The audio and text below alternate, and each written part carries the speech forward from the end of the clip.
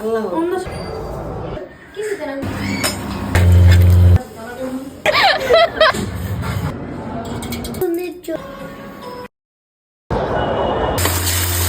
বরাতের দিন কি কি খেলাম, বাসায় কি কি রান্না করা হলো এবং পুরা দিন আর রাত্রে কি কি করলাম এই নিয়ে থাকছে আজকের ভিডিও। যেহেতু শবে বরাত ছিল তাই ওই দিন সকাল সকাল বেলায় ঘুম থেকে উঠে যাই আর উঠেই দেখি এখানে রান্নার প্রিপারেশন চলছে। তার আগের দিন আম্মু বুটের হালুয়া রান্না করেছিল, তো শবে বরাতের দিন সকালবেলা আম্মু এদিকে সুজির হালুয়া রান্না করছে। সচরাচর প্রত্যেক শবে বরাতেই আমাদের বাসায় দুই টাইপেরই হালুয়া করা হয়, একটা হলো বুটের হালুয়া আর আরেকটা হলো সুজির হালুয়া। আর অন্য চুলাতে আম্মু এইদিকে বুনা খিচুড়ি রান্না করছিল, কারণ আম্মু আমাদের জিজ্ঞেস করেছিল আমরা পোলাও খাবো নাকি বুনা খিচুড়ি, তো আমরা সবাই বুনা খিচুড়ি বলেছি। বাসায় ভালোই অনেক রান্না হচ্ছিল, তাই এইদিকে কারেন্টের চুলাতে ভাত বসিয়ে দিয়েছিল আর বাকি দুই চুলায় দুই টাইপের আইটেম হচ্ছিল। হালুয়া একদম সাথে সাথে না খেয়ে একদিন পরে খেলেই বেশি মজা লাগে, কারণ তখন হালুয়াটা একদম পুরা সেট হয়ে যায়। আমাদের বাসার একদম ফেভারিট আইটেম হচ্ছে সবারই এই বুটের হালুয়া, তাই যতই বানানো হোক না কেন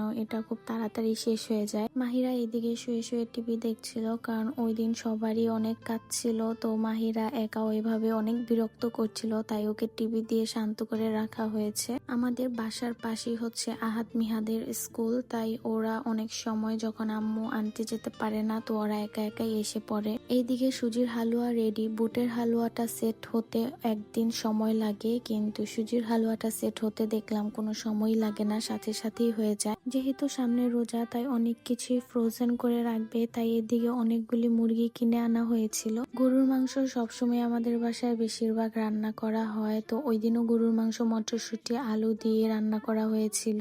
যেহেতু শবে বরাত তো রুটি দিয়ে ভুনা খিচুড়ি দিয়ে গরুর মাংসটাই বেশি খাওয়া হবে, এই জন্য ওই দিন অনেকগুলি গরুর মাংস রান্না করেছিল। আর এইদিকে দেশি মুরগির মাংস রান্না করা হচ্ছিল, তো এইদিকে সব মশলা একসাথে কষিয়ে নিচ্ছিল আর পাশের চুলাতেই গরুর মাংস হচ্ছিল। গরুর মাংসের তুলনায় আমাদের বাসায় মুরগির মাংসটা একটু কম খাওয়া হয়, তাই মুরগির মাংস বেশি একটা রান্না করছিল না। ওই দিনের প্রত্যেকটা আইটেমে অনেক বেশি মজা হয়েছিল, মুরগির মাংসটাও ওই দিন অনেক বেশি খেতে মজা হয়েছিল। দেশি মুরগির মাংস খেতে এমনিতে অনেক বেশি মজা হয়, হালকা একটু দেখতে যাতে সুন্দর লাগে এই জন্য সুজির হালুয়ার উপরে এদিকে কিশমিশ দেওয়া হচ্ছিল। হালুয়া খাওয়ার সময় আমি এই কিশমিশগুলি সরিয়ে রাখি, কারণ আমার হালুয়ার সাথে কিশমিশের কম্বিনেশনটা একটুও মজা লাগে না। এইদিকে গরুর মাংস সিদ্ধ হয়েছে নাকি এটা দেখার জন্য 2 পিস গরুর মাংস নিয়ে এসেছি। প্রত্যেকবারই গরুর মাংস রান্না করা হলে এইভাবে কষানোর থেকে মাংস তুলে এনে খাই। এইদিকে কষানো প্রায় বেশিরভাগই হয়ে গিয়েছে,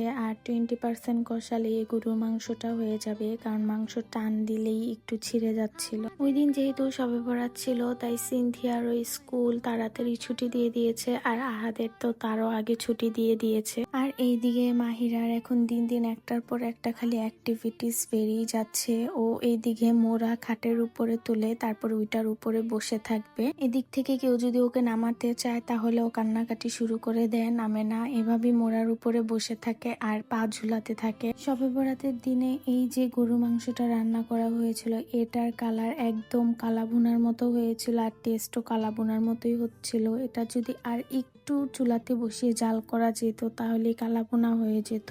দেন আমি এইদিকে শাওয়ার নিতে চলে গেলাম। শাওয়ার নিয়ে এসে দেখি এইদিকে রুটি বানানো হচ্ছিল, এটা ছিল চালের রুটি, সাথে আটার রুটিও বানানো হয়েছিল, কিন্তু চালের রুটি অনেকগুলা বানানো হচ্ছিল, কারণ রাত্রে প্রায় কম বেশি আমাদের বাসায় সবাই সজাগ থাকে, তাই একটু পরপরই রুটি দিয়ে হালুয়া মাংস খায়, এই জন্য অনেকগুলি চালের রুটি এদিকে বানিয়ে নেওয়া হয়েছিল। বুটের হালুয়া সুজির হালুয়া থেকে এদিকে অর্ধেক রেখে দেওয়া হয়েছিল আর বাকি অর্ধেক তুলে অন্য জায়গায় রাখছিল বাকি সবাইকে দেওয়ার জন্য। এইদিকে চালের রুটি বানানো শেষ, তো প্যানের ভিতরে চালের রুটিগুলো ছেঁকে নিচ্ছিল, ছেঁকে এগুলো হটপটে রেখে দিবে যাতে পরে এগুলো খাওয়া যায়। ওই দিন বাসায় প্রায় অনেকেই রোজা রেখেছিল, তো নানি এইদিকে সবার জন্য চিনির শরবত বানিয়েছিল। তো সন্ধ্যার পর সবার সাথে এইদিকে একসাথে খাচ্ছিলাম। তো ওই দিন ভুনা খিচুড়ি আর গরুর মাংস দিয়ে আমি সব খাচ্ছিলাম, মুরগির মাংসটা আমি নিইনি, কারণ গরুর মাংসটাই অনেক বেশি মজা হয়েছিল খেতে, একদম মাখালো হয়েছিল,